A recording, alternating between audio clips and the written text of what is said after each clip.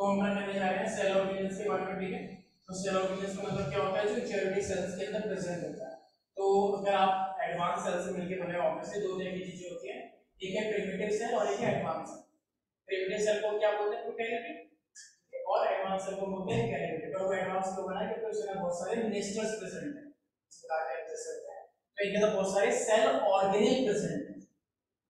Endomembrane system का मतलब है ऑब्वियसली बहुत सारे हमारे पास सेल ऑर्गेनेल ऐसे जिनके पास मेम्ब्रेन होती है, तो उन सब के बारे में पढ़ना है कि किन किन के पास मेम्ब्रेन है, कौन सेल, एक सेल मेम्ब्रेन के अंदर क्या क्या स्ट्रक्चर प्रेजेंट है। ये बात तो आपको ऑलरेडी पता है भैया। सेल मेम्ब्रेन के अंदर जितना भी कंटेंट होता है उसे हम प्रोटोप्लाज्म बोलते हैं, और प्रोटोप्लाज्म का मतलब होता है साइटोप्लाज्म प्लस न्यूक्लियोप्लाज्म, ठीक है। तो क्रोमोसोम किसके अंदर है, कौन से प्लाज्म में, साइटोप्लाज्म में क्या प्रेजेंट है, सेल ऑर्गेनेल्स, ठीक है। साइटोप्लाज्म में सारे के सारे सेल ऑर्गेनेल होते हैं, न्यूक्लियस के अंदर सारे सारे क्रोमोसोम्स होते हैं। न्यूक्लियस का मतलब कैसे, न्यूक्लियोप्लाज्म में आप बोल सकते हैं। It's a jelly like fluid. तो ये भाई अगर मैं बात करता हूं, यहाँ पे आप देखिए क्या लिखा है, साइटोप्लाज्म। तो साइटोप्लाज्म एक तरह से क्या होता है, एक ऐसा लिक्विड जिसके अंदर बहुत सारी चीजें प्रेजेंट है। तो it's a jelly like liquid present between the cell membrane and the nuclear membrane, simple. तो ये न्यूक्लियस की मेम्ब्रेन है, ये सेल की मेम्ब्रेन, तो इसके बीच में तो है सारा साइटोप्लाज्म।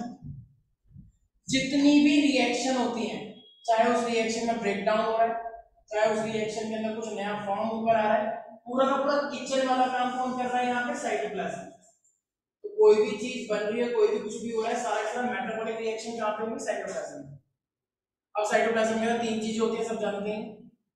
एक वो लिक्विड, जैसे अगर नदी की बात करें तो नदी में क्या क्या होता है, लिक्विड, मछलियां और नाव, कुछ भी नहीं जाती। इसी तरीके से मैट्रिक्स, उसके अंदर बहुत सारे सेल ऑर्गेनेल्स, और सेल ऑर्गेनेल के अलावा ऑर्गेनिक एंड इनऑर्गेनिक कंटेंट, क्या आया, cell, cell inclusions, cell inclusions, cell inclusion का मतलब ऑर्गेनिक एंड इनऑर्गेनिक। ऑर्गेनिक का मतलब कार्बन कंटेनिंग, इनऑर्गेनिक। एक इनऑर्गेनिक का एग्जांपल देना मुझे। सेल इंक्लूजन में ऑर्गेनिक एंड इनऑर्गेनिक स्टफ आता है, तो इनऑर्गेनिक स्टफ का एग्जांपल क्या होगा,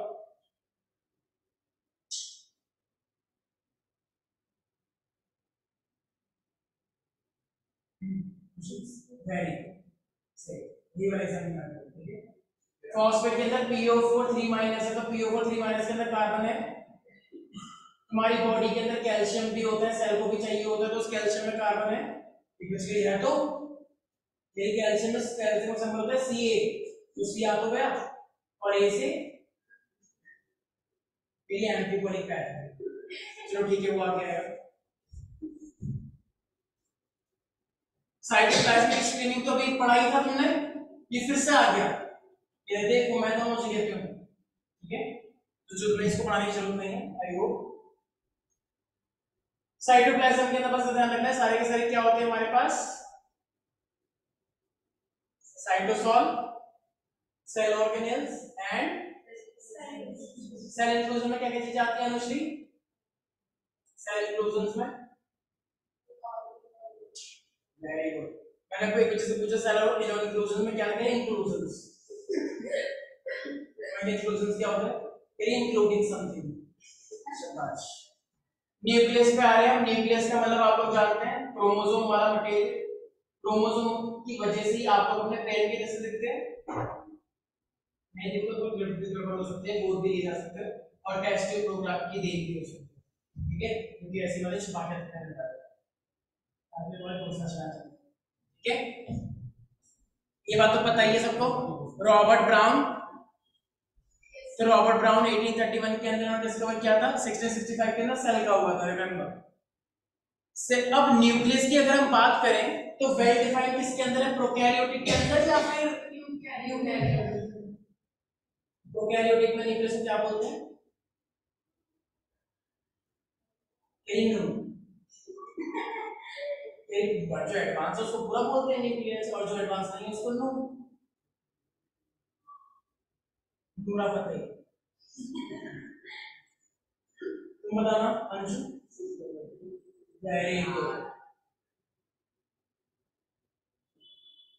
खुशी तो ऐसे आ रही है इसमें सारे जवाब देती हो। आजकल की जनरेशन कितनी अलग आ रही है। तुम बताओ आप ये अच्छा तुम ये बातें करते हैं मैंने पता नहीं कितनी सारी सिमिलैरिटीज हो गई हैं टेस्ट की वजह से। खुशी को पता है लेकिन मैंने टेस्ट नहीं दिया लेकिन सिमिलैरिटी है। खुशी को कोई सेकंड खुशी को पता है न्यूक्लियस सही सोच रहे हो न्यूक्लियोइड ये चीज ना 8th क्लास में जाना 8th क्लास में जाना ठीक है जवाब मिल जाएगा। एक तो बच्चों को पता नहीं है ऊपर से लापरवाही वाला एटीट्यूड दिखा रहे हो। नीचे को कर लो आंसू गिरने चाहिए आंखों से सीधे जमीन पर।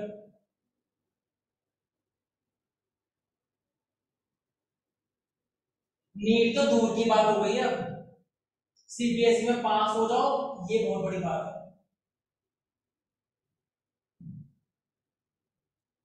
न्यूक्लियोइड अभी बताया था थोड़ी देर पहले लेकिन आगे बातें सुनते गए क्योंकि दिमाग में कुछ और ही चल रहा होता है कि आज स्कूल में क्या हुआ मैंने थप्पड़ मारा हम सिंगापुर जाएंगे ये पेज पे ड्राइंग कर लें मेरे बालों का शैम्पू खत्म हो गया है पार्टी का नहीं मिल रहा मेरे कपड़े गंदे गंदे क्यों हैं मम्मी से बोलने के बाद बकवास बस।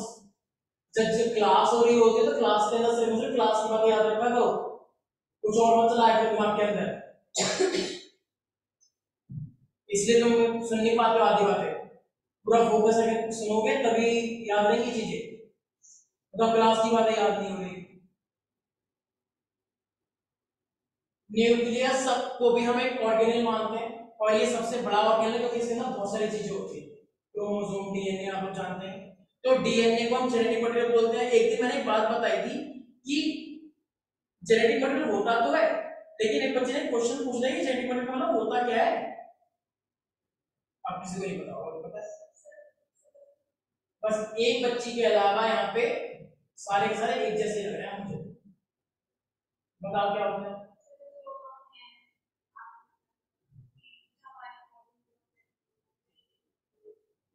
तुमको तुम्हारे पेरेंट्स से एक्चुअल में सिर्फ डीएनए मिला है और डीएनए बनने के बाद आज तुम इतने सारे बन गए तुम्हें प्रोटीन मिला है हमारी बॉडी का जो भी शेप है वो सब इस डीएनए की देन है। तो हमारे डीएनए में इतनी कैपेबिलिटी कि वो एक इंसान को बनाने की क्षमता रखता है इसे बोलते हैं जेनेटिक मटेरियल कि एक्चुअल में हमारे किससे। इसके ऊपर साइंटिस्ट के ऊपर लड़ाइयां भी हुई थी एक साइंटिस्ट ने बोल दिया प्रोटीन है एक ने बोल दिया कार्बोहाइड्रेट और एक ने फैट कह रहा मैं बहुत फैटी हूँ तो मुझको मेरे पेरेंट्स से फैट मिला है ये मॉम ने भी फैट दिया डैड ने भी फैट दिया वो फैट मिक्स मिलके मैं बन गया। तो इसके ऊपर एक्सपेरिमेंट में ग्रिफिथ आया था फिर एवेरी मकार्टी आया था फिर आया था हार्शियन चेज ये सब साइंटिस्ट आए थे ये सब समझाने के लिए और अल्टीमेटली प्रूव हुआ कि डीएनए ही है आप सब ऐसे चुपा रहते थे।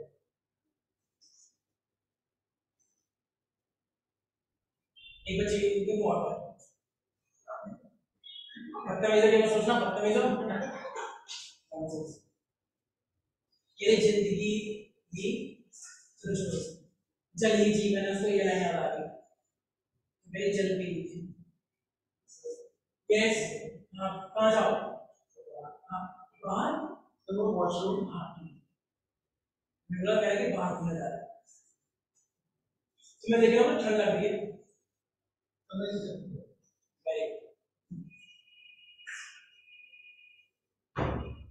क्या होगा इसका नीचे के अंदर ऐसा ना हो ये सीबीएसई में फेल हो जाए। न्यूक्लियस की कितनी मेम्ब्रेन होती है दो याद रखेंगे आप लोग ठीक है। तो it is surrounded by double membrane nuclear envelope दो लेयर है हमारे पास तो बहुत सारी चीजें ऐसी जिनका डबल मेम्ब्रेन स्ट्रक्चर होता है चाहे वो माइटोकॉन्ड्रिया हो चाहे वो क्लोरोप्लास्ट हो चाहे वो न्यूक्लियस हो इन सब के पास डबल मेम्ब्रेन स्ट्रक्चर होता है। तो बाकी के पास कितने होंगे एक बच गए चार सिंगल सिंगल ये याद रखिए सारे बच्चे पहले वो बच्ची तो इसलिए आपको ध्यान रखना है जितने भी सेल ऑर्गेनल वो सिंगल मेम्ब्रेन होते हैं लेकिन कुछ डबल होते हैं न्यूक्लियस क्लोरोप्लास्ट और ठीक है प्यारी बच्ची, मेरे बच्चे आगे लेके 1 घंटे बाद कुछ ठीक। क्या न्यूक्लियस से कुछ चीजें साइटोप्लाज्म में जाती हैं और साइटोप्लाज्म से न्यूक्लियस में आती हैं? अगर ये नहीं होगा तो फिर न्यूक्लियस को खाना कैसे मिलता है? तुम लोग इतने सारे दालें खाते हो, सब्जियां खाते हो, वो सेल के साइटोप्लाज्म में आ गया, तो फिर तो साइटोप्लाज्म बहुत फल फूल रहा है, न्यूक्लियस के लिए लगा दुनिया मुझे दे दो कुछ करेगा तो देना चाहते हैं कैसे?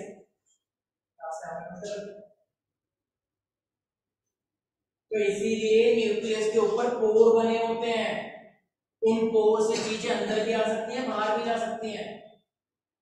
अभी मैंने एक बात बोली कि डीएनए से आप सबको प्रोटीन मिलता है और डीएनए तो न्यूक्लियस के अंदर है, तो अगर डीएनए न्यूक्लियस के अंदर है तो अगर वो प्रोटीन बना रहा है तो फिर तो न्यूक्लियस बड़ा हो गया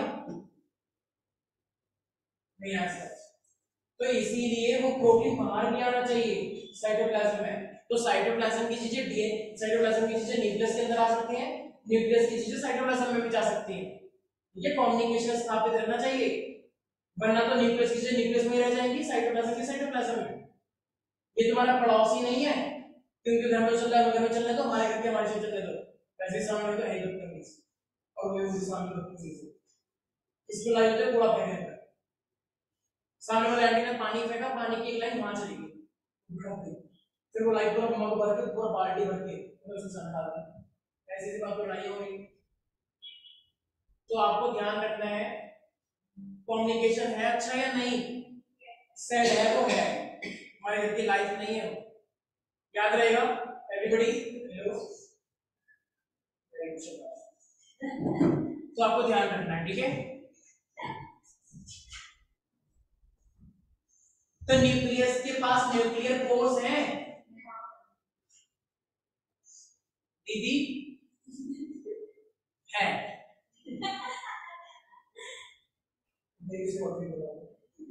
तो one nucleus is present inside the cell, ठीक है, लेकिन कुछ ऑर्गेनिज्म ऐसे हैं जिनके अंदर दो दो न्यूक्लियस प्रेजेंट होते हैं। ध्यान रखेंगे पैरामीशिया, वैसे पैरामीशिया होता है, ठीक है, बहुत सारे तो इनके पास बाई न्यूक्लियर होता है।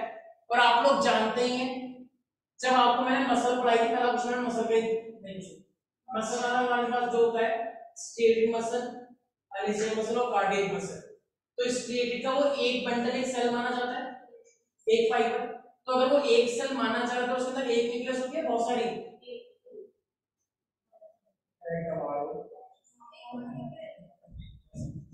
ये एक फाइबर है तो स्टेट तो इस तरीके से बाउंड्री थी, तो एक के अंदर तो एक ही न्यूक्लियस था, लेकिन ये पूरा फाइबर एक सेल माना जाए तो ये मल्टी हो गया या एक, ऐसे मैंने फंगस में भी समझाया था। अच्छा, लेकिन अगर मैं अनस्टेटेड की बात करता हूं तो ये पूरा एक फाइबर है, तो इसमें बहुत सारे न्यूक्लियस होते हैं, एक बच गई नहीं, इसमें भी होता है देखा कभी किसी ने ऐसे, कहीं ऐसे नहीं ऐसे भी होता है, और फिर दूसरी कहीं पूरा भर दो, ग्रीन कलर करना चाहिए इसी वाली तुम और ध्यान रखना। तो स्ट्रिएटेड के अंदर बाउंड्री है तो बहुत सारे न्यूक्लियस, तो उसलिए क्या बोलेंगे मल्टी न्यूक्लिएटेड या यूनि न्यूक्लिएटेड, इतनी बदतमीज लोगों की लड़की कह रही यूनि न्यूक्लिएटेड, मैंने कहा क्यों, कह रही because I am seeing it as a individual one,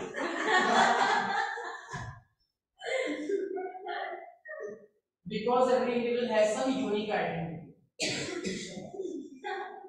जो आपको पूरा देना है, ये बायोलॉजिकल रूल के अकॉर्डिंग चल रहा है, ना कि जो तुमने मन में खुद ही बना ली स्टाइल मानने से दुनिया चेंज नहीं होगी तुम्हारी, ठीक है। तो अपने आप को प्रधानमंत्री मानना बंद करो, एक नॉर्मल से इंसान हो, घर पे जाके पूरा पीते हो और यहाँ बैठे नाटक करते हो, ठीक है। कहीं मतलब रोज कैफे कॉफी डे में क्यों घर पे चाय नहीं मिलती, झाड़ू लगाते हो उसमें, ठीक है, नाटक करना अच्छा, याद रहेगा प्यारी बच्ची। तो किसके पास दो न्यूक्लियस होते हैं, राउंड शेप, राउंड शेप, जोर से बोलो, चॉइस राइटर में राउंड शेप कौन सी होती है बताइए, मेरी चॉइस नहीं चलती है क्योंकि राउंड राउंड दिखता है उसको पैर पे ऐसे, ठीक है। न्यूक्लियस का स्ट्रक्चर है। क्या आपको पोर दिखाई दे रहा है? हाँ ये रहा। ये रहा। तो ये जो हमारे पास जो पोर्स बने होते हैं, अच्छा ऐसे ही पॉलन ग्रेन में भी होता है। पॉलन ग्रेन के अंदर भी जो कंटेंट होता है वो बहुत ही हार्ड लेयर होती है, लेकिन बीच में गैप होता है, वहां से कंटेंट निकल के आता है और वो ओवम के साथ जुड़ता है। अंदर का मटेरियल इंपॉर्टेंट है ना। स्पर्म की बात करते हैं तो स्पर्म का मेन कंटेंट कहाँ पे होता है? हेड के अंदर। हेड में होता है मेन, क्योंकि डीएनए में लाइफ में सिर्फ और कुछ नहीं। ठीक है, तो आप लोग देखेंगे ये हमारे पास न्यूक्लियस, ये है क्रोमैटिन फाइबर्स। जब ये क्रोमैटिन फाइबर्स आपस में आके जुड़ने लग जाएंगे ना, आपस में थ्रेड लाइक स्ट्रक्चर, ये क्या बन जाते हैं? क्रोमोसोम्स। आप लोग ध्यान रखेंगे न्यूक्लियस, न्यूक्लियस के अंदर हमारे पास क्या है? Chromatin fibres. जब ये क्रोमैटिन फाइबर एकदम ऐसे घुसड़ मचाने लग जाएंगे इस तरीके से, पास पास आते जाएंगे आते जाएंगे आते जाएंगे आते जाएंगे, तो ये क्या बन जाता है? क्रोमोसोम्स। ठीक है, इसको बेस्ट तरीके से समझाने के लिए आप लोगों के हम एग्जांपल ले रहे हैं बाल। एक लड़की ने अपने बाल ऐसे कर लिए और वो ऐसे ही आती क्लास में, कुछ ऐसा कर लेते हैं, तो अगर वो आ रही है तो उसके बाल से बिखरे हुए हैं। अभी ये जो बाल ऐसे के बिखरे हुए हैं, उसने उसने ऐसी चीज की लगाई जिससे बाल ऐसे रहता है, ऐसे नहीं ऐसे। तो अभी इसलिए फाइबर्स दिख रहे हैं। एक बच्चे ने क्या लिखा? दीदी के फाइबर। जी तो दीदी ने ऐसे बोला, ठीक है, तो दीदी के फाइबर्स है, लेकिन हमने उसको बोल दिया कि ऐसे दीदी करके आओगे तो मलाव नहीं करेंगे, क्योंकि फिर आगे जाके बच्चे बेचारे। तो इसीलिए फिर उसने क्या करा कि यहाँ पे तो मैं तो चोटी बांध के आई, तो उसने क्या करा, आधा यहाँ से आधा यहाँ से फाइबर को एक साथ कर दिया, कंडेंस कर दिया, बिल्कुल खुल गए। सरसों का तेल भी लगा लिया, गोली का तेल भी मिक्स करके लगा लिया, और अब उसके बाद एकदम ऐसे चिपके हुए से ऐसे बन गए। तो अब जो ये इस तरीके से बन गए, क्या अब फाइबर दिख रहा है? एक बच्चे के यहाँ पे बड़ा फाइबर, वो बड़ा फाइबर नहीं है, बड़े और मोटे फाइबर जैसा क्रोमोसोम है। तो अगर उसी को अगर मान लो उसको एक हफ्ते से नहाई नहीं है, तो वो जब नहाएगी नहीं तो वो जो ऑयल है अगर बालों को ऐसे करेगी तो वो फाइबर फिर से फैल जाएगा या वैसे ही पतला रहेगा एकदम?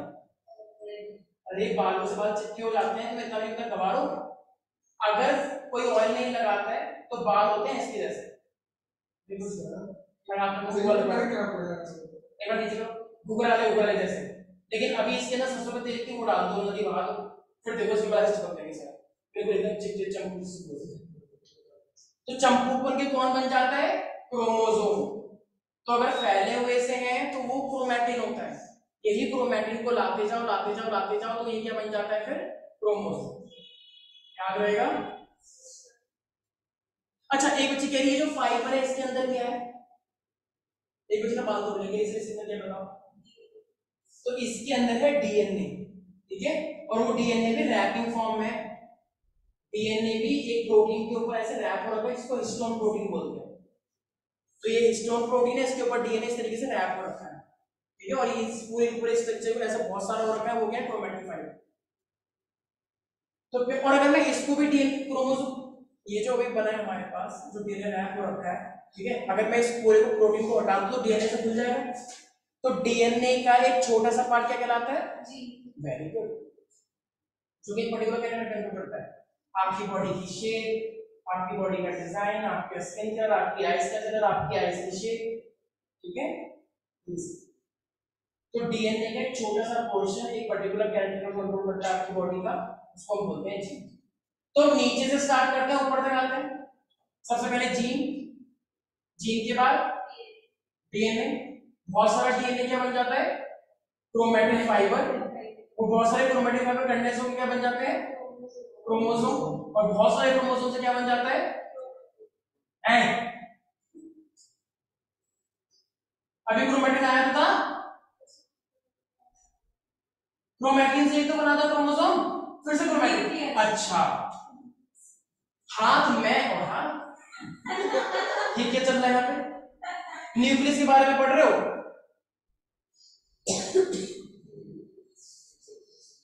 क्रोमैटिन, फिर क्रोमोसोम, और बहुत सारे क्रोमोसोम से न्यूक्लियस कमारो, फिर से पहुंच गया था। एक बच्ची यही करे जाएगी, डेली में जा रही हो स्कूल से बाहर निकले फिर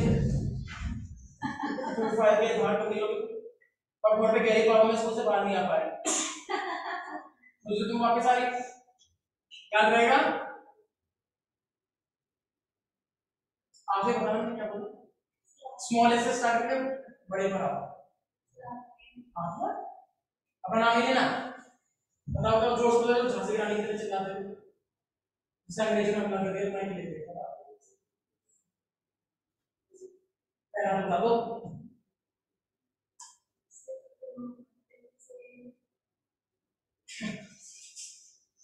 वेरी गुड, शाबाश। इससे साफ पता लग रहा है कि हमारे बच्चों का क्या लेवल है और कितनी गहरी नींद में सो रहे हैं। नहीं सर, हम शायद झांसी की रानी की होती तो शायद वो भी बोल रही थी, मतलब वो युद्ध भी लड़ रही है और साथ में जवाब भी देती है उसको। और यहाँ पे एक ही झांसी की रानी और एक ही आपकी रानी।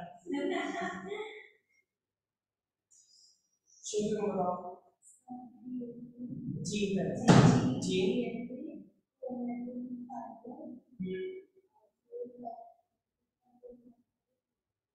हाँ से बोलिए। हाँ क्रोमोसोम्स, न्यूक्लियस, सिंपल तो है। इतना इजी है ना, इतना इजी है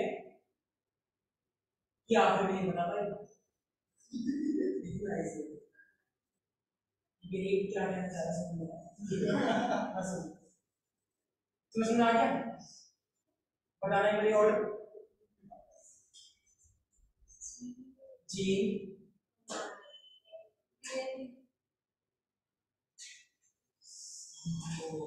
बहुत टफ है ये पता है अगर तुम जाओगे ना मेरी 9th क्लास में, तुम्हारे ऊपर छुटकी बजाई दीदी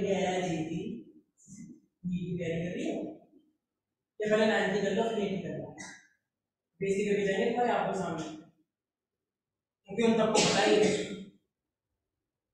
और ये निकालेंगे ये करके डॉक्टर झोला छाप डॉक्टर भी नहीं बन पाओगे ऐसे करके करोगे तो, असली तो दूर की बात है। ठीक है, ये बनना भी नहीं, हाँ तो बन भी नहीं पाओगे तो बनना चाहोगे फिर कहिए आपके मैं चाबी लगा रहा हूँ झोला छाप के दिखाएं। जीन, डीएनए, बहुत सारे डीएनए से क्रोमैटिन फाइबर, क्रोमैटिन फाइबर जब कंडेंस रहेंगे तो क्रोमोसोम, और बहुत सारे क्रोमोसोम और न्यूक्लियोप्लाज्म मिलकर पूरा न्यूक्लियस।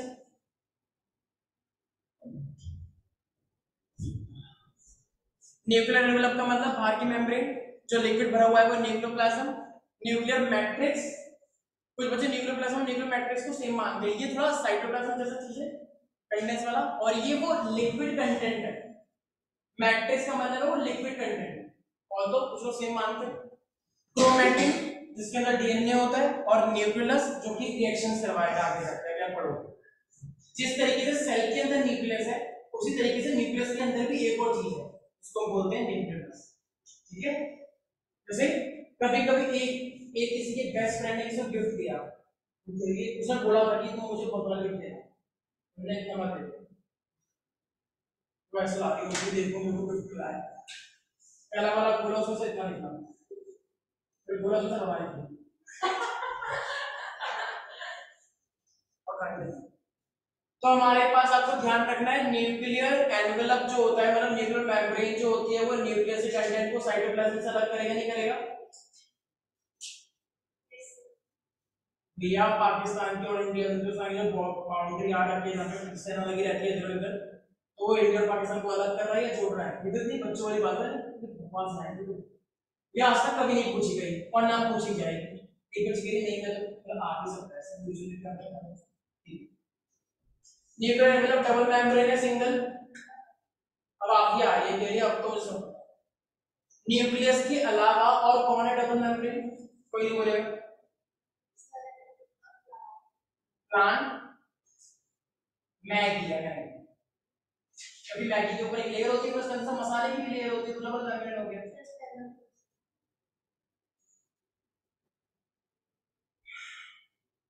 मैंने डबल न्यूक्लियस नहीं पूछा है, मैंने डबल मेम्ब्रेन पूछा है। अब मुझे डाउट हो रहा है कि तुम सच में बायोलॉजी के लिए बने हो या फिर मैथ ही लेनी चाहिए थी। बायोलॉजी को अपना नहीं पा रहे हो अभी तक अच्छी तरीके से, बायोलॉजी को बहुत ग्रांटेड ले लिया मुझे लग रहा है लोगों ने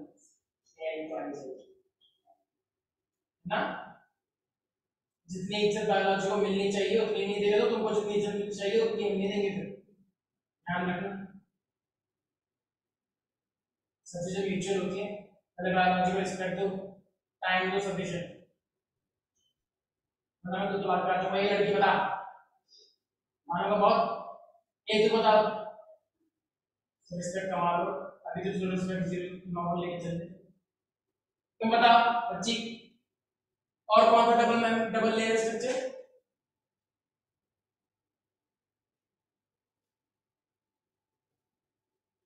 पानी बदल के अभी नगर में कहाँ फंस गई, इनका आवाज से बीच में कह रही है अंधों में काना राजा, मतलब वो तो काना नहीं है लेकिन गवार बच्चों के बीच में टॉप करना बड़ा आसान हो जाता है, बस वही बात होगी। अरे कुछ तो कंपटीशन दे दो आपस में, एक बच्चे की कंपटीशन तो है, वानिका को हटा दो तो कंपटीशन ही कंपटीशन है, लेकिन गवार में तो टॉप कौन करे?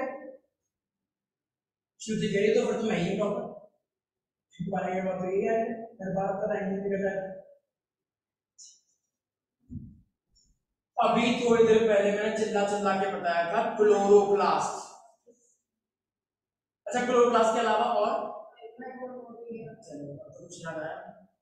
मतलब इनको चाहिए कि गाड़ी में धक्का मार दो चल तो लेगी, बस स्लो भी हो, ये तो चलानी आती नहीं, तो तुमने तो कराई क्या, बैठे हैं तो बैठे रहोगे तो उसका खाई में ही जाओगे फिर, ठीक है, याद रहेगा। तो मेम्ब्रेन दिख रही होगी, एक और दो, बाहर वाले को क्या, अब मुझे पता क्या सवाल पूछ रहे हो तुमसे कि बाहर वाले को क्या बोलते हैं, आउटर या इनर? तेरी दोनों में से कोई नहीं मिडल। अब ऐसे ही क्वेश्चन पूछने पड़ेंगे अगर तुम्हारा को मुझे कॉन्फिडेंस बूस्ट करना है, ये कॉन्फिडेंस बूस्ट करके तुम कुछ बताओगे तो ऐसे क्वेश्चन पूछेंगे, बताओ बायोलॉजी पहले बी आता है या ए? क्रोमैटिन, क्रोमैटिन कब बना है? जब सारा डीएनए आ चुका है, और जब सारा डीएनए आ चुका है आपको पता है कि डीएनए से एक और चीज निकल के आती है आरएनए, तुम्हारी बॉडी में आरएनए बनकर आता है, इसका मतलब प्रोटीन बनकर आएगा, क्योंकि तुम्हारी बॉडी में शांत डीएनए से सबसे पहले आरएनए बनता है और आरएनए से प्रोटीन बनता है तुम्हारी बॉडी के अंदर, तो अगर कहीं पर डीएनए है तो आरएनए आएगा, और डीएनए कभी अकेला रहता नहीं है, प्रोटीन के साथ लिपटा हुआ होता है, तो अगर डीएनए तो प्रोटीन भी होगा, तीनों चीजें हो गई।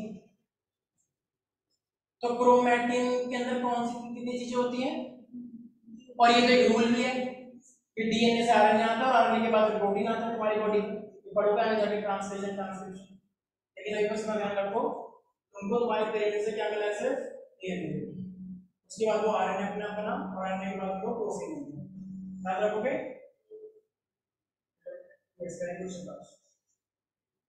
ठीक है, क्रोमैटिन का मतलब क्या होता है, क्या क्रोमैटिन ऑलरेडी कंडेंस फॉर्म में है या अनकंडेंस फॉर्म में है? वो लड़की जो पहले आई थी कह रही मैं हूं अपरिचित, समझ में आया अपरिचित कौन है? परिचित कह रही मैं हूं फीमेल अपरिचित, ठीक, वो अपने मेल परिचित को ढूंढ रही है, तो अगर ये हमारे पास दूसरे को देख रहे तो आपको ध्यान रखना है अगर वो अनकंडेंस फॉर्म में है, मतलब ऐसे तो वो अनकंडेंस, लेकिन अगर उसको कंडेंस कर दोगे तो वो क्या बन जाएगा, क्रोमोसोम। कंडेंस का मतलब सारे बाल तुमने चिपका लिए तो वो क्रोमोसोम बन गया ना, और जब सारे बाल चिपके हुए नहीं है तो वो फैले हुए हैं, फैले हुए को क्या बोलते हैं, अनकंडेंस, अनकंडेंस क्रोमैटिन। तो क्रोमैटिन जो होता है वो कंडेंस फॉर्म में होता है ऑलरेडी स्टार्टिंग में, या अनकंडेंस फॉर्म में होता है? क्रोमैटिन अनकंडेंस फॉर्म में है, और जब वो कंडेंस होना स्टार्ट कर देता है तो वो क्रोमोसोम बन जाता है, ये प्रोसेस चलता रहता है, ठीक है। एक बच्ची कह रही है न्यूक्लियस के अंदर क्रोमोसोम होते हैं तो कंडेंस फॉर्म में होंगे ना सारे के सारे, अगर क्रोमोसोम बन रहे हैं तो किससे बन रहे हैं, क्रोमैटिन से बन रहा है ना, प्रोसेस हो रहा है, तो फिर स्टार्टिंग में सारे हेयर लाइक स्ट्रक्चर फैले हुए भी तो होंगे।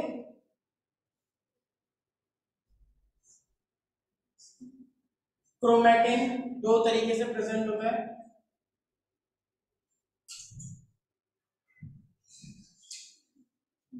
तो हमारे पास यूक्रोमैटिन और हेटेरोक्रोमैटिन, ये दो टाइप के क्रोमैटिन होते हैं। देखो एक क्रोमैटिन ऐसा है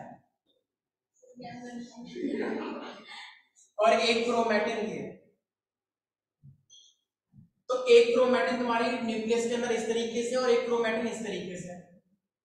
अब तुम्हें पता है कि ये जो क्रोमैटिन होता है एक्चुअली में इसके अंदर आरएनए भी है, इसके अंदर डीएनए भी है, सब कुछ है। तो अगर इसके अंदर डीएनए आरएनए तो हमारे पास बहुत सारे एंजाइम, बहुत सारे कैटलिस्ट आते हैं, तब जाके प्रोटीन बनता है। नॉर्मल सा डीएनए की बन गया प्रोटीन बन गया। बॉडी का मैकेनिज्म टफ है। तो इस स्ट्रैंड के ऊपर ना बहुत सारे कैटलिस्ट, बहुत सारे एंजाइम जाते हैं। अब बताओ एंजाइम और कैटलिस्ट के लिए चलना आसान कहां पे है? यहाँ पे है, यहाँ पे। एक बच्ची कह रही इसमें तो मजा है। एक्चुअली में हम यहाँ पे पूछ रहे हैं प्रोसेस कहां पे आसान हो जाए। ये कोई झूला नहीं है कि वो जो एक गाड़ी चलती है तो इसमें तो थोड़ा सा, इसमें तो बहुत ही मजा आएगा। पता है मशीन को खुद ही पता चलेगा कहां फंस गई मशीन, ये बोल रही है। तो मशीन इसके ऊपर मत देखो। यहाँ पे एंजाइम कैटलिस्ट ऑचल हो जाते हैं, कुछ कर ही नहीं पाते, सारी तरह आपस में ऐसे टेढ़ी मेढ़ी है। और ये नॉर्मल एंजाइम चलेंगे आसानी से, ठीक है। जब भी आप लोग एयरफोन लेते हो अच्छे वाले तार वाले, तो दुकान वाला तुम्हें ऐसे देता है, लेकिन जब तुम उसे बैग में या कहीं भी रखते हो तो वो ऐसे ऑटोमेटिकली हो जाते हैं, फिर तुम उसे निकालते हो प्यार से। तो इसका मतलब प्रोसेस ज्यादा कहाँ पे आसान है? ये वाले में। तो जहाँ पे आसान है उसे बोलते हैं यूक्रोमैटिन। यू से तो तुम्हारा बहुत बड़ा अच्छा रिश्ता है। हमारी ज्यादा यू ही तो होती है, अबे यू यू, ठीक है। और हेटेरोक्रोमैटिन क्या है ये वाला? तो एक्टिव कौन है? देखो ट्रांसक्रिप्शनली एक्टिव का मतलब है जैसे कि डीएनए से आरएनए बनता है, फिर आरएनए से प्रोटीन। तो डीएनए से आरएनए कहां पे जल्दी से बनेगा, इधर या इधर? ये क्रोमैटिन कौन सा है? ये वाला, ये वाला। वेरी गुड, कम लॉक कर दें, सही है, ठीक है। तो यूक्रोमैटिन में आसानी से ट्रांसक्रिप्शनली एक्टिव कौन है? यूक्रोमैटिन। अच्छा मुझे एक बात बताओ, एक जगह पे मतलब ऐसे हल्के से तार है और एक जगह पे बहुत ही घुसी हुई मछली है, तो डार्कनेस कहां पे होगी ज्यादा? ये लैंग्वेज है, ये नहीं बोल सकते कॉम्प्लिकेटेड वाला। तो इसलिए आपको एक लाइन याद रखनी है, it stains light, staining technique पे देखा गया, एंड इट स्टेन्स डार्क। एक तरीका है, it stains dark. Staining technique में डिक्रीशन क्या है, उसी के अकॉर्डिंग हमने देखा। तो ये वाला डार्क कलर होता है और ये वाला लाइट। आगे तुम्हें काम नहीं करा करो, एक डंडी लेकर आया करो, उस डंडी को यहाँ घुसा दिया करो। आज हो रहा है ठंडे पानी से कैसे निकाल के, ठीक है। और वहीं पर वॉशरूम जाओगे तो बालों को ऐसे देखिए, ठीक है, ऐसे देखिए मुझे पूरा ये सॉन्ग को चलना है, जल्दी से करके आ जाओ, पूरी बॉडी को लड़ा तो नहीं मार चाहिए।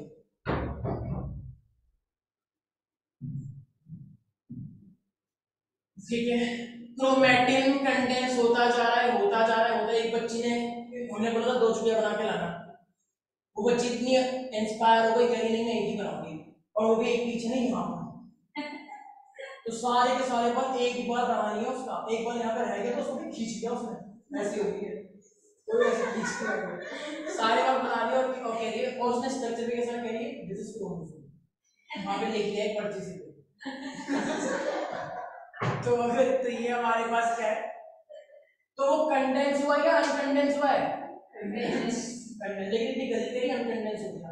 बताओ, उसको मेहनत करने के बावजूद भी मॉडल बना लिया, लाइव मॉडल क्रोमोसोम को, टॉपिकल बता दो कितने,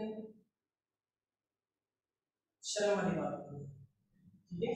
वो गिलास के पानी में कूद गई और तो आपको ध्यान है तुम्हारे बारे में क्या है, ये दूसरी बच्ची है। वैसे ये बच्ची भी क्रोमोसोम जैसे लग रही है, लेकिन दिखाओ एक बार ऐसे करो, ठीक है। तो आपको ध्यान रखना है, याद रहेगा, ठीक है। कोई डाउट है इसके अंदर? इतना आसान यार, मेरा कुछ है ही नहीं।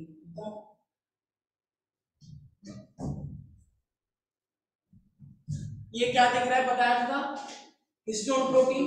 हिस्टोन प्रोटीन के ऊपर क्या लटका हुआ है, एक बच्चे करिए डमरू, डीएनए है ये, और ये क्या है, तो ये पूरा होता है न्यूक्लियोसोम। जब प्रोटीन के ऊपर डीएनए से रैप करता है उसे क्या बोलते हैं, न्यूक्लियोसोम। और ये बहुत सारे न्यूक्लियोसोम बनके क्या बनता है, क्रोमैटिन फाइबर। क्रोमैटिन फाइबर के अंदर ये देखो, ये पहले समझा तो रखा है, कितना आसान है देखो। डीएनए किसके ऊपर है, न्यूक्लियोसोम के ऊपर। ऐसे कर करके बहुत सारे स्ट्रक्चर आ गए, तो ये क्या है, क्रोमैटिन। ठीक है, अब ऐसे क्रोमैटिन भी कंडेंस होता जा रहा है, कंडेंस होता जाएगा तो ये क्या बन गया, क्रोमोसोम। अब उल्टा क्रोमोसोम को खींचना स्टार्ट किया तो क्रोमैटिन, क्रोमैटिन के अंदर अगर हमने देखा तो न्यूक्लियोसोम, और न्यूक्लियोसोम के अगर हमने काट दिया तो ये क्या निकल जाएगा, डीएनए। और डीएनए के बाद क्या निकल के आ जाएगा फिर, जीन। एक छोटा सा पोर्शन डीएनए,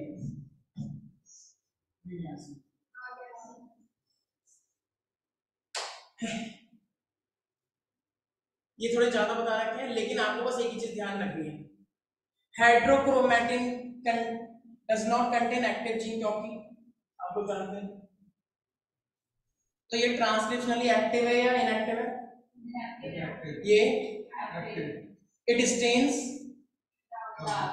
एक जंगल है बहुत ही खतरनाक, हरा भरा एकदम, वेरी गुड शाबाश।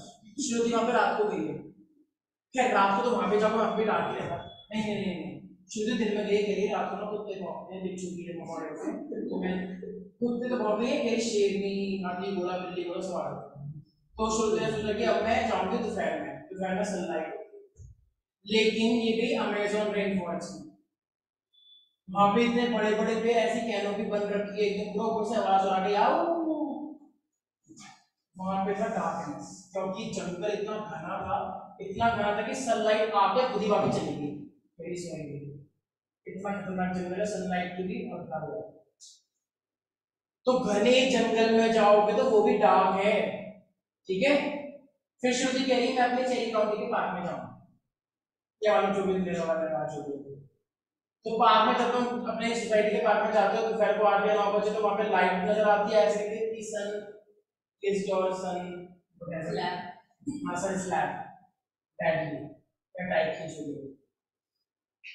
लाइट दिख रही है ना, कुछ नहीं है इस टॉपिक में। ये देखो क्या लिखा है, तीसरी लाइन, तीसरी लाइन लेकिन सबसे अच्छी लाइन है क्योंकि सर इसी के ऊपर बेस्ड है, तो एक बच्चे कह रही मैं ऐसे फर्स्ट क्वेश्चन थी, बिल्कुल सही, मैं इस बार आपको सपोर्ट बिल्कुल भी सही बात बोलते हैं बच्चे, लेकिन वो पढ़ने के लिए बात नहीं होती, वो बस तो लेस कंडेंस कौन है, यूक्रोमैटिन, और हाईली कंडेंस कौन है, एसिटिक। मैंने अब देखो इतनी चालाकियां, थर्ड वाली लाइन का मतलब एक तरह से यही नहीं है, और तुम्हें चालाकी दिखानी है अगर नंबर चाहिए, ऐसी चालाकियां का स्वागत किया जाता है, वैसी चालाकी नहीं कि पिज्जा है पहले ही खाना, पिज्जा को छोड़ दिया, इतने ऐसा नहीं, ठीक है। और ये सोलेनॉइड, सोलेनॉइड मत याद रखो, बस ध्यान रखो खतरनाक वाली कॉइलिंग है, ठीक है। कोई डाउट है इसके अंदर,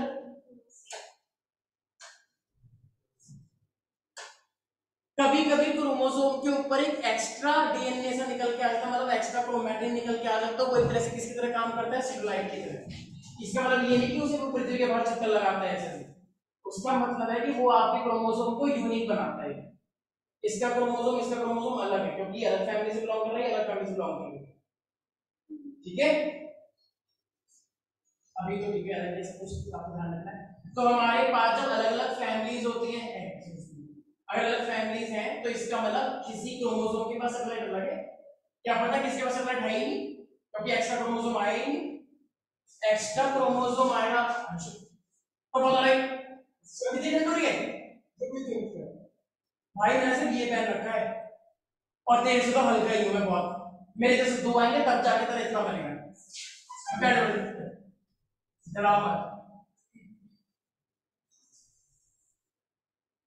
एक दिन मैं लाठी चार्ज करूंगा, लड़की को सारी लड़की को सिर्फ लाठी चार्ज करती हूँ, तो आप लोगों को ध्यान रखना है सेटेलाइट, वेरी गुड शाबाश।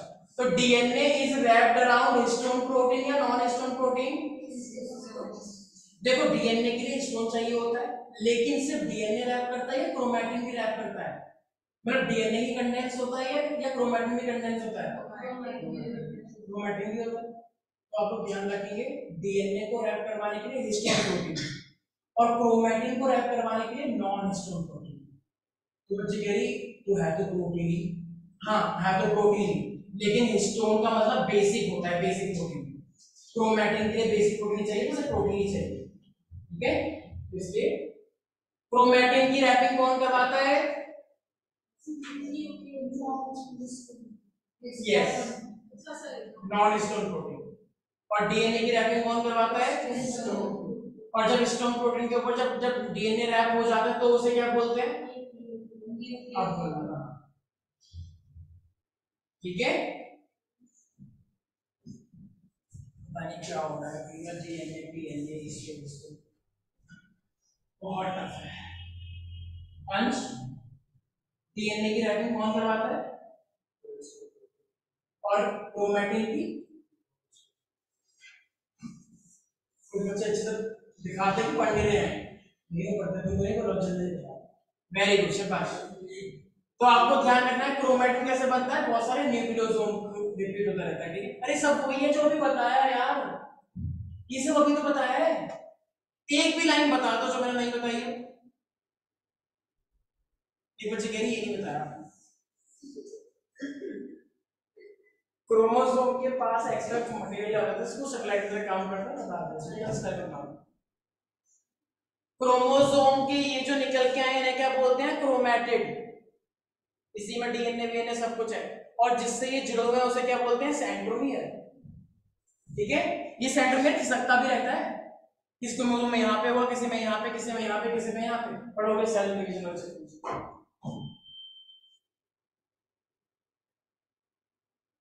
समझ आ गया? जैसे ये कपड़ा है, तो अगर ये कपड़ा है तो अभी मान लो क्रोमोसोम है, तो अगर मैं इसमें से धागे को निकालता रहूंगा, तो जब धागे को निकालता रहूंगा तो एक तरह से ये वाला काम धागे से तो बना हुआ ये, तो बस धागे से ये बना हुआ। Good out.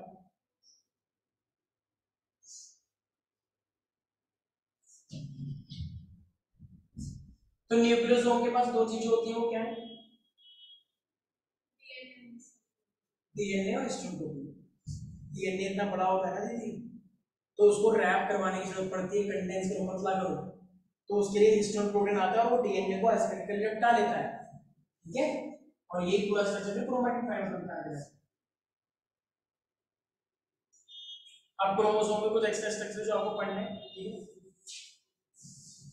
पेलिकल बाहर की लेयर है बस, और कुछ याद नहीं रखना, ये बताना नहीं। पेलिकल हमेशा वैसे बाहर की लेयर होती है।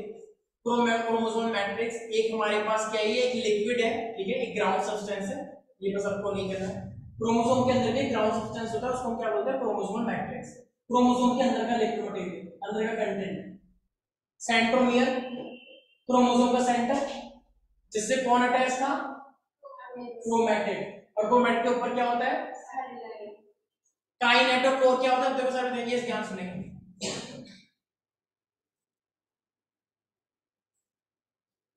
ये क्रोमोसोम, अंदर ही अंदर क्रोमोसोम क्या होता है? डबल होता है। तो जब अंदर ही अंदर क्रोमोसोम डबल होता है तो एक्चुअली में क्या है? इस वाले क्रोमोसोम से ना दूसरे क्रोमोसोम को खींचना होता है। जैसे मियोसिस होती है, क्रोमोसोम है, तो तुम्हें पता है कि क्रोमोसोम में तुमको हाफ करना है ना, डबल तो ये ऑटोमेटिकली हो जाएगा, पहले हाफ तो करो। तो इसीलिए यहां पर क्या प्रेजेंट होता है? हुक लाइक स्ट्रक्चर होता है ऐसा, ये हुक है। जैसे आपने चलो बायोलॉजी बायोलॉजी तो दूर की बात है, चलो आओ मॉल में चोरी करें, ये संसारी सबसे बड़ी नहीं चोरी की सजा है, ठीक है। लेकिन ये ट्रेनिंग भी दे ऐसे बताया। तो इसके जो ट्रेनर्स थे वो आए कि दीदी मॉल में कैसे चोरी करते हैं? मॉल में तो सीधे सीधे लेकर रस्सी लो, रस्सी को आगे धागे से बांध दो और छत पे ऐसे फेंको, और कहीं जब तक फेंक रहे जब तक वो किसी में फंस ना जाए। ट्रेनिंग तो 2 दिन हो गए वो फंसाई, पर ठीक है चलो फिर, क्योंकि वो इसके प्रेमी थे। आफिया गई स्टाइल वाला तेरी ना समझ, आपने देखा ध्यान से, बस आंख बंद करके ऐसे करना बस, और आगे चढ़ गई छत पे के आजू बाजू। तो इसका मतलब एक्सप्लेन तो काम आता ही है, लेकिन यहाँ पे आपको ध्यान रखना है कि हुक से कौन सी चीज अटैच होती है? रस्सी अटैच होती है, ठीक है। तो ये जो हुक है, इस हुक अगर तुम्हें इस क्रोमोसोम को तोड़ना है तो न्यूक्लियस क्या निकालता है? इस तरीके से स्पिंडल फाइबर्स आते हैं, वो स्पिंडल फाइबर इस क्रोमोसोम को खींच के तोड़ देते हैं, ठीक है। तो काइनेटोकोर हमारे पास क्या होता है, सेंट्रोमियर पे बना हुआ हुक। ये हुक पे स्पिंडल फाइबर आते हैं, अटैच होता है, इसको खींच के दो हिस्सों में तोड़।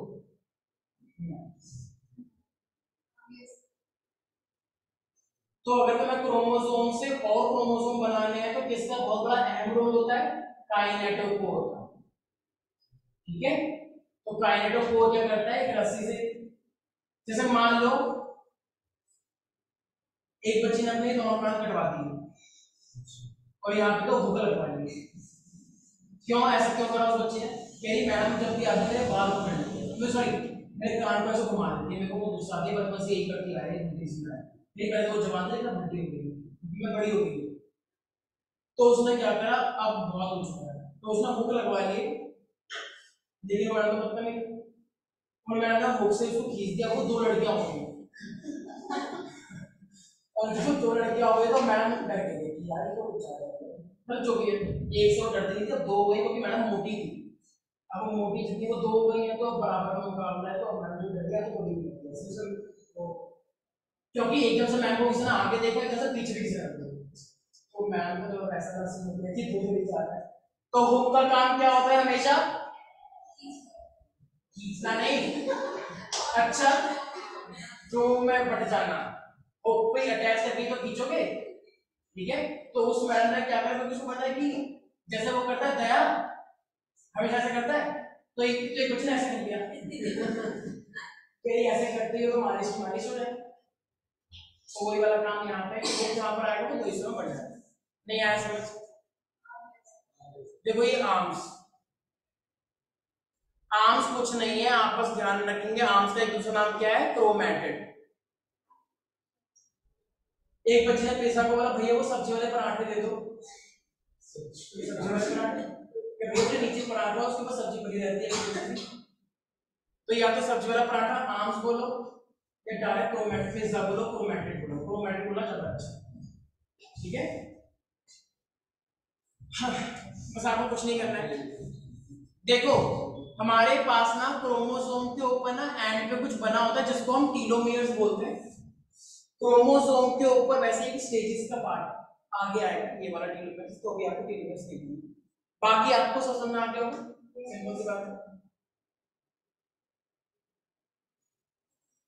ये पूरा का पूरा आपको स्ट्रक्चर दिख रहा होगा, तो टीलोसेंट्रिक दिख रहा है, टीलोसेंट्रिक को देखो, टीलोसेंट्रिक में वो जो सेंट्रोमियर था वो बिल्कुल एंड पर आ गया, बीच में है, लेकिन वो कह रहा है अभी बीच में ही, वो एक्चुअली में बीच में है, लेकिन जो आर्म है वो खिसक के नीचे आ गई तो वो एंड हो गया ना, तो भी वो बीच में ही है, लेकिन बस क्रोमैटिन की वजह से ऐसा हुआ है, क्रोमैटिन की वजह से। तो इस स्टेज को हम क्या बोलते हैं, टीलोसेंट्रिक, इस कंडीशन मैंने बताया था कि सबका रहता है उसी के अकॉर्डिंग इसका नाम है। देखो उन दोनों को देखो, एक आर्म छोटी एक आर्म बड़ी, तो एक आर्म बड़ी और एक आर्म छोटी, तो इस कंडीशन को क्या बोलते हैं, एक्रोसेंट्रिक, याद रहेगा। तो एक्रोसेंट्रिक में एक आर्म ज्यादा बड़ी होती है, एक आर्म छोटी होती है। मेटासेंट्रिक के ध्यान से देखो, क्या मेटासेंट्रिक में बिल्कुल बराबर है या हल्का सा डिफरेंस है, एक तो है वो कि चलो एक शॉर्ट हो एक बड़ी हो, लेकिन यहाँ पे ऑलमोस्ट दोनों बड़े हैं, लेकिन एक डिफरेंस क्रिएट है, उसको क्या बोलते हैं, मेटासेंट्रिक। ये आप लोगों को ध्यान रखना है, ठीक है। देखो किस तरीके से हम सारे बच्चे एक्स ये स्टेजेस के रूप में चल रहा है, अगर एक साइड बिल्कुल सारी आ गई है तो टीलोसेंट्रिक, ये समझ के चलो कि एक बच्ची नीचे वाले क्रोमैटिन को ऊपर खींच रही है, तो पहले तो सारा नीचे का वो है टीलोसेंट्रिक, फिर थोड़ा सा खींचा तो वाली स्टेज आएगी, तो ऊपर खींच लिया वो क्या है, एक्रोसेंट्रिक, और खींच लिया सब मेटासेंट्रिक, और पूरा खींच लिया मेटासेंट्रिक। तो अगर क्रोमोसोम को खींचने की बारी आ रही है तो पहले मैंने खींचा भी नहीं है, मैंने सारा सारा नीचे है, तो वो क्या होगा, फिर थोड़ा सा खींच लिया तो एक्रोसेंट्रिक, और खींच लिया तो और पूरा ही बराबर कर दिया ऑलमोस्ट को मेटासेंट्रिक। ऐसे वापस आगे देखो, मेरे बच्चे जो भी एक बार तो आपको ध्यान रखना है, ठीक है। और एक ऐसा क्रोमोसोम जिससे सैटेलाइट आ जाए, एक बच्ची एक स्कूल के अंदर टोकरी सी पहनकर आई, उल्टी को भेजे सब कवर रखते हैं। हमने ये क्या है छोड़ दिया, ध्यान रखना। वैसे वो लड़की आसाम की थी लेकिन वो किसी तरह काम कर रहा है सैटेलाइट की तरह, ठीक है याद रहेगा? नहीं याद आया? अगला जो अलेग्रेला 2 आ रहा है ना नोट मिलेगा, किसी को भी कोई डाउट है क्रोमोसोम्स के अंदर? नेक्स्ट ये नहीं करना आपको सेकेंडरी सेक्शन इसलिए जॉब ये नहीं करना आपको। हाँ ये करना है, ये थोड़ा सा एक्स्ट्रा के लिए ध्यान रखिए। देखो हमारे पास एक क्रोमोसोम होता है, एक स्पेशल टाइप के क्रोमोसोम्स। तो सबसे पहला क्रोमोसोम हमारे पास क्या आ रहा है? लैम्ब, वेरी गुड क्वेश्चन शताश, लैम्ब्रस क्रोमोसोम्स। तो लैम्ब्रस क्रोमोसोम हमारे पास क्या होता है, आपको ध्यान रखेंगे, एक ऐसा क्रोमोसोम जो कि जिनके पास बड़े बड़े क्रोमोसोम होते हैं तो उनको हम क्या बोलते हैं? यूजुअली जेन क्रोमोसोम, और जेन क्रोमोसोम को हम बोलते हैं स्पेशल क्रोमोसोम। अगर आपके पास नॉर्मली कुछ क्रोमोसोम है लेकिन अगर आपकी बॉडी में बहुत बड़ा क्रोमोसोम प्रेजेंट है तो उसको हम क्या बोलते हैं? जायंट, जियान बोलते हैं, मुझे जो भी बोलना है आपको, और उसी को हम क्या बोलते हैं? Special chromosome. तो स्पेशल यहाँ पे क्या चीज का काम कर रहा है?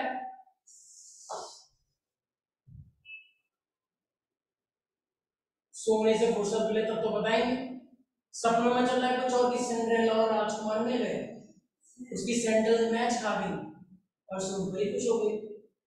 और यहाँ पे चल रहा है लैम्ब्रस क्रोमोसोम। फिर रियल संसार और फेक संसार में कितना फर्क है? फेक संसार कितना खुशनुमा लगता है, रियल संसार से तो नफरत है। लैम्ब्रस क्रोमोसोम और जो भी हंस रहा है यही सोचता है खुद आंखों से देखा है ऐसे करते हुए। तो लैम्ब्रस क्रोमोसोम हमारे पास एक बहुत बड़ा क्रोमोसोम होता है जो कि कहां पे पाया जाता है? फीमेल्स के अंदर मेंस्ट्रुअल साइकिल चलती है। तो मेंस्ट्रुअल साइकिल चलती है तो हर ओवम ग्रो करता है। फिर हर फीमेल की बॉडी के अंदर 80,000 तक होते हैं जब वो 12 साल की होते हैं, कुछ डीजेनरेट कर जाते हैं क्योंकि जन्म के साथ लेकर आती है वो बहुत सारे साइकिल। तो अब यही एक एक करके निकलते हैं मेंस्ट्रुअल साइकिल में। तो ये जो ग्रोइंग साइट होता है इसके अंदर लैम्ब्रस क्रोमोसोम होते हैं, मतलब बड़े बड़े क्रोमोसोम होते हैं उनके डेवलपमेंट करवाने के लिए, क्योंकि ओवम के निकलने से पहले वो एक इमैच्योर ओवम होता है। तो इमैच्योर से मैच्योर बनाने के लिए बड़े क्रोमोसोम की रिक्वायरमेंट होती है, ठीक है? तो कहां कहां पे पाया जाता है ये? Growing oocyte of animals. अब वो कौन से एनिमल्स भी हो सकते हैं? एम्फीबियंस एंड दी बर्ड्स, ठीक है? अभी ये वाला आपको नहीं करना है क्योंकि ये सब चीजें ना हम लोग पढ़ेंगे cell cycle and cell division में। ये जो अभी बात है ना prophase, metaphase, anaphase, telophase, meiosis 1 के अंदर ये बनकर आते हैं डिप्लोइड फेज के अंदर। अभी बस आप इतना ध्यान रखिए, एग्जाम में पक्का आएगा लैम्ब्रस क्रोमोसोम कहां पे बनेगा। तो आप लोग ध्यान रखेंगे मियोसिस की प्रोफेज 1 के अंदर।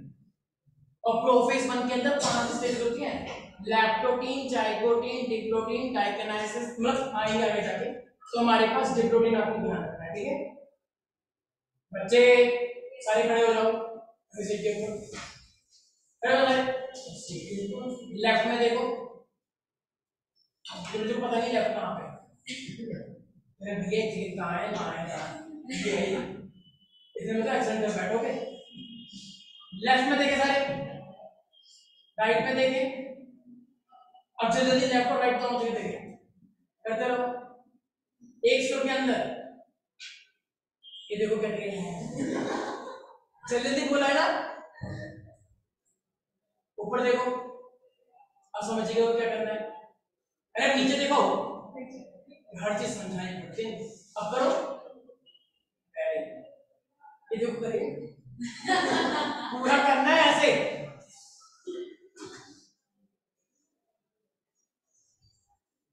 मैंने बोला है रुक जाओ, मैं चलाता हूँ, रुक जाओ। अनुश्री जल्दी, मेरे मुझे तो अभी भी नींद आ रही है, चलो मैं ऐसे नींद पूरी कर लेती हूँ। खड़े रहो। अब जो स्टॉप ध्यान रखना है कहां पे पाया जाएगा एनिमल्स के अंदर, कौन से एम्फीबियंस एंड बर्ड्स, कौन सी स्टेज में देखने को मिलता है डिप्लोटीन और प्रोफेज 1 इन मियोसिस, ठीक है याद रखोगे। और ये स्पेशल क्रोमोसोम का मतलब किससे है, बड़े क्रोमोसोम, जायंट जियांट जो भी बोलते हैं ना, जायंट को तो जायंट बोलते हैं। तो एक बच्ची कह रही जी एंड कह रही कुछ ऐसे चीटियां होते हैं जिनका नाम गी होता है, तो उनका नाम होता है गी एंड। ये बच्ची कह रही जी आंट, मतलब जी आंटी जी ऐसे भी आप कह सकते हो। ये क्रोमोसोम इस तरीके से होता है, ध्यान रखना। जैसे तुम्हारा हेयर बैंड, एक लड़की अपना हेयर बैंड सीधा सा लेकर आई, लेकिन एक बच्ची ना इसमें वो लगे हुए थे ऐसे ऐसे, उसके आंटी से भी पापा की परी लगने वाला, तो ये पापा की परी लगा ऐसे याद रखेंगे कि उससे वो कंघी का भी काम करता है, और वैसे तो हो नहीं जाता है, तो वो रखती है हमेशा कि ऐसे कैसे हो गए और कंघा कर लगा, और जब कुछ नहीं होती तब भी तो वो उसी वजह से करते हैं, क्योंकि ऐसे अच्छा नहीं लगता ना, तो ऐसे करते रहते हैं। याद रहेगा, ये नहीं करना। न्यूक्लियोलस क्या होता है, हाँ बस जिस तरीके से सेल के अंदर न्यूक्लियस होता है, न्यूक्लियस के अंदर भी न्यूक्लियस होता है, दैट इज सर। न्यूक्लियोलस के ऊपर कोई भी मेम्ब्रेन नहीं होती, और ऑब्वियसली यूकैरियोटिक के अंदर होता है। प्रोकैरियोटिक के अंदर न्यूक्लियस जैसा कुछ था, क्या नाम था उसका, अगर तुमने नहीं बताया मैं पैसे यहाँ तो मारते हैं क्या, आज मेरा आखिरी पल नहीं हो सकता, मेरी मौत और जिंदगी तुम्हारे हाथ में है।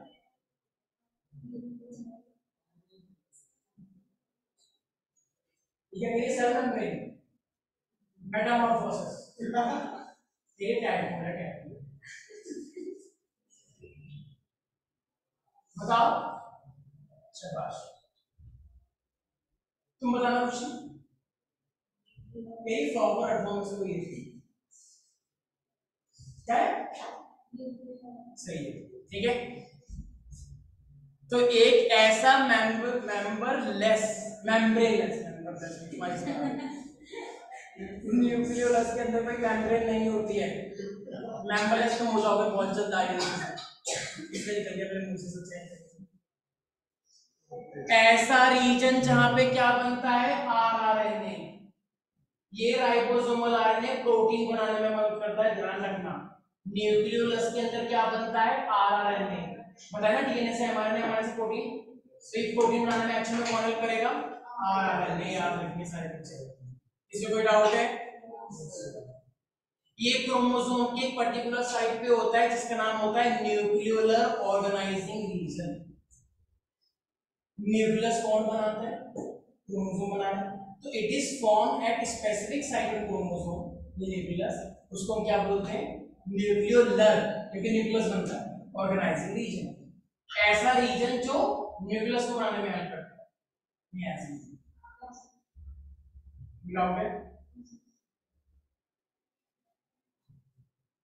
तो नॉर कौन है, एक बच्ची कह रही नॉर तो कोई नहीं होता, ए और लगा दो तो नूरा हो जाएगा, तो वो जानते हैं।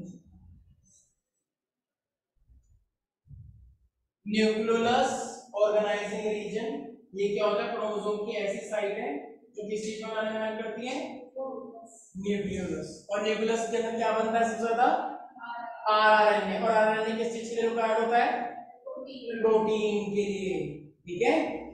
अब प्रोटीन कहां पे होता है, एक बच्चे ही प्रोटीन के, सही बोलिए तुम, ये कौन सा केराटिन, बच्चे को उल्टा ना पड़ गया, पता नहीं याद रहेगा, हाँ बस हो गया। आज पूरा न्यूक्लियस खत्म हो गया है, मुझे लग रहा है चैप्टर में बहुत टाइम लग जाएगा, जिससे क्वेश्चन आ रहे हैं एक्स्ट्रा क्लास करनी पड़ेगी ना साइड से, ठीक है तभी हो पाएगा, वरना आपको नहीं आ पाएगा, ऑफलाइन लगता है क्योंकि सोने को मिलता है, सर जब आप आओ तो मुझे बता देना, मैं आपके साथ ये ड्रॉप करने वाला कोई डबल होगा मैं क्या बारे से, क्योंकि जितना तुम्हारा ये तो मेरी गाड़ी भी बैठ भी सकती है, तो उसके लिए अगर मान लो कुछ मेंटेनेंस मैं आपको नहीं गाड़ी फिट कर दूंगा, करो ना फिर सिर्फ शब्दों की बात नहीं है, बच्चे कर भी देगा। सर कर रहा हूँ मैं, कर रहा हूँ। ठीक है चलो, टाइम हो गया तुम्हारा।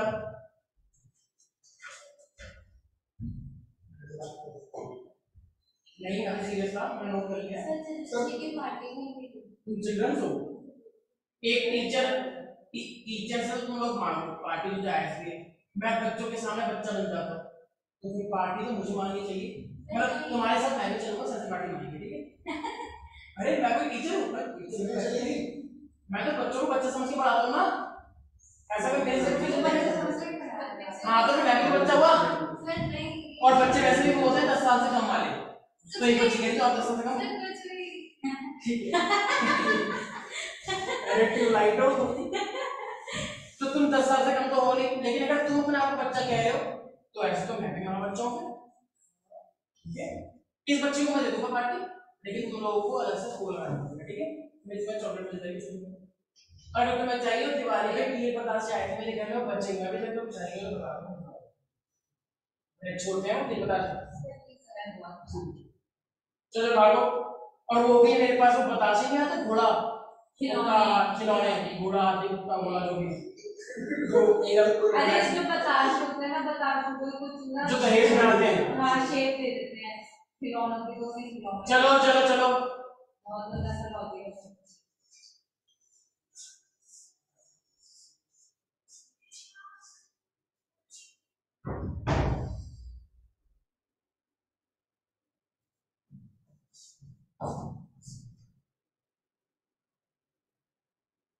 गजनी वाली अब ऐसा बनाते हैं मुझे।